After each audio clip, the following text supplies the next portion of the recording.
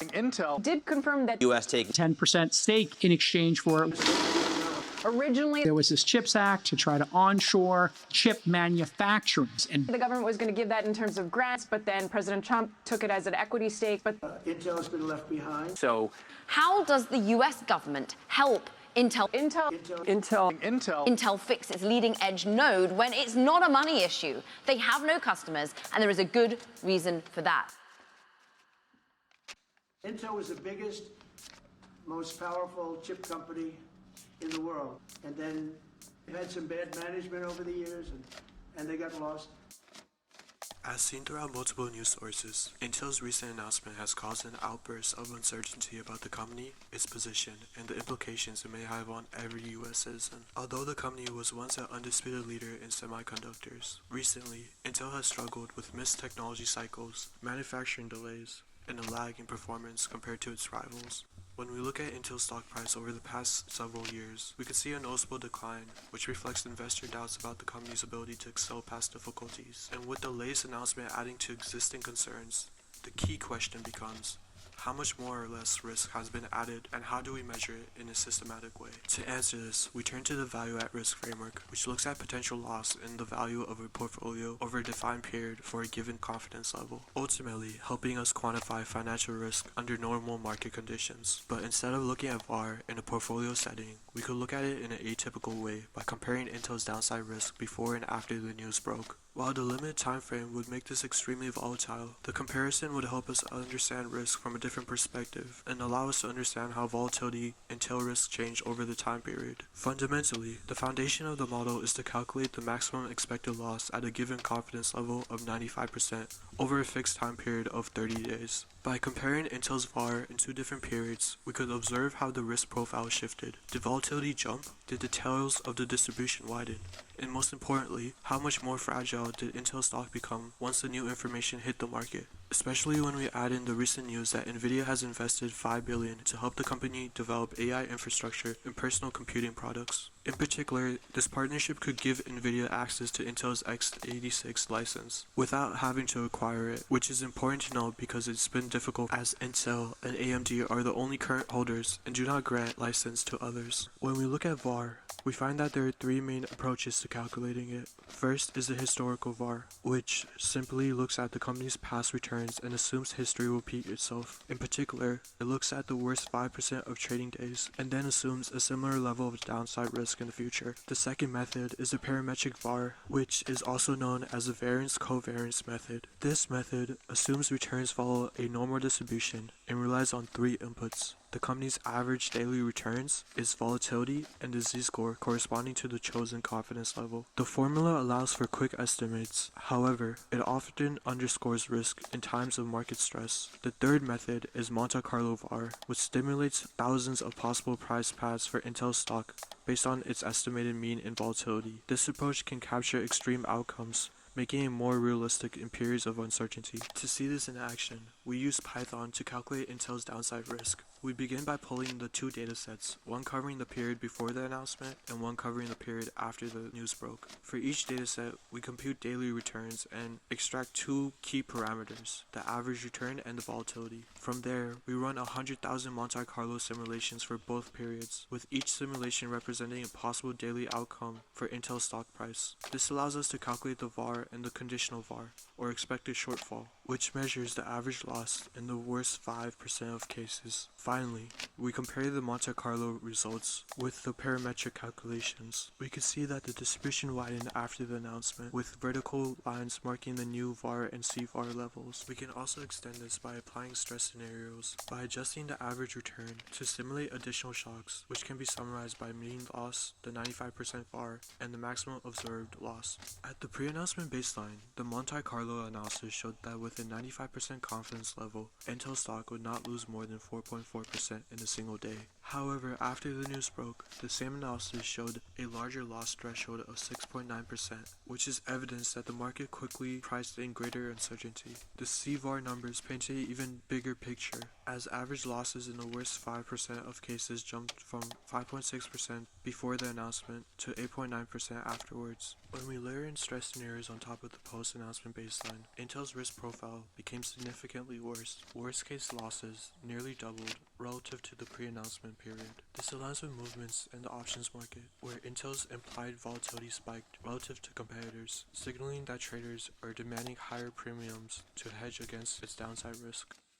But standard VaR calculations have a critical limitation, as they treat all trading days as equally informative, ignoring the fact that high volume days often signal different market dynamics than quiet ones. When Intel's announced hit, trading volumes surged as investors rushed to reposition. This isn't just noise, it's information about the market's conviction and liquidity conditions that directly affect risk. To capture this, we turn to volume-adjusted risk models.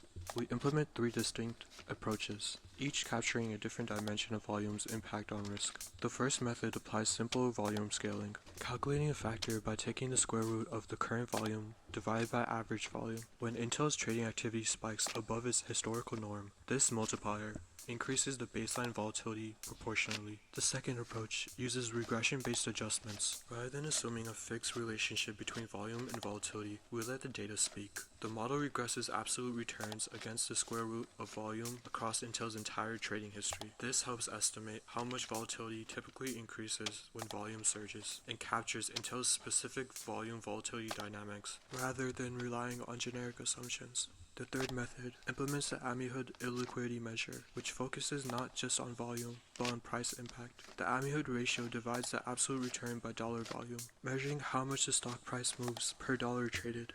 A higher ratio signals illiquidity, which amplifies risk as there's large price swings.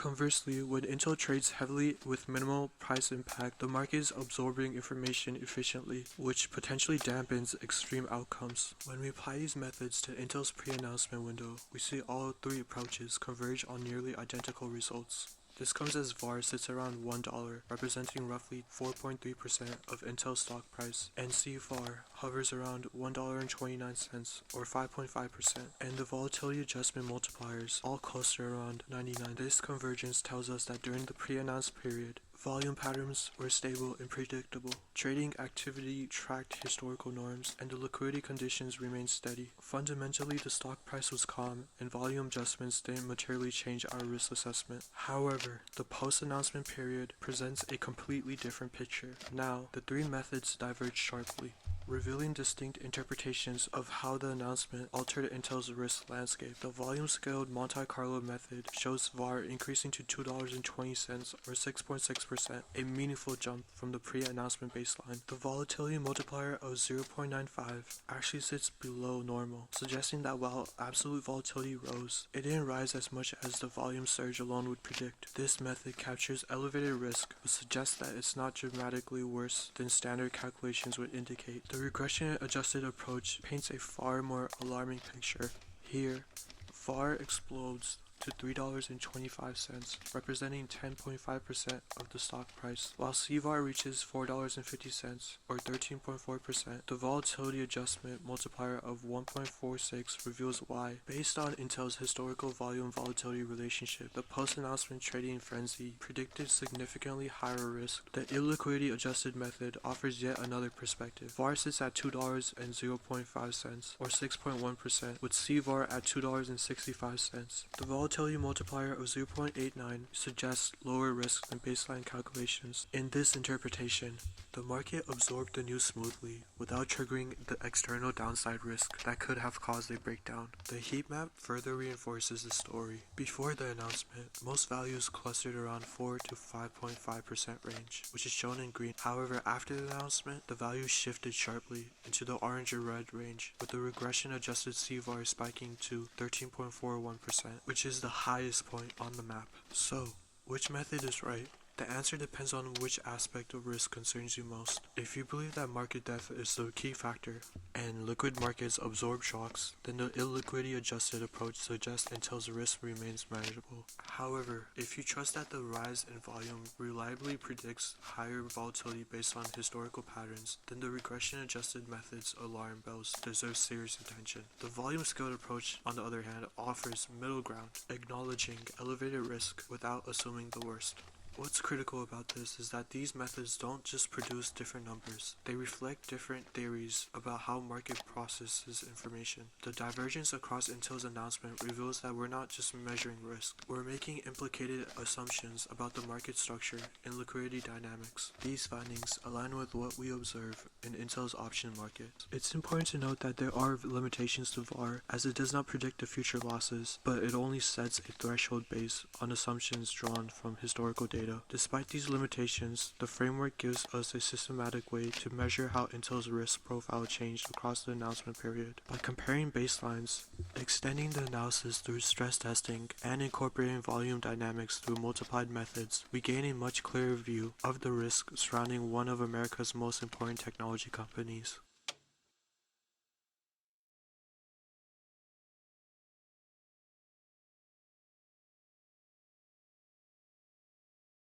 Is government control or a smaller equity stake going to secure that demand?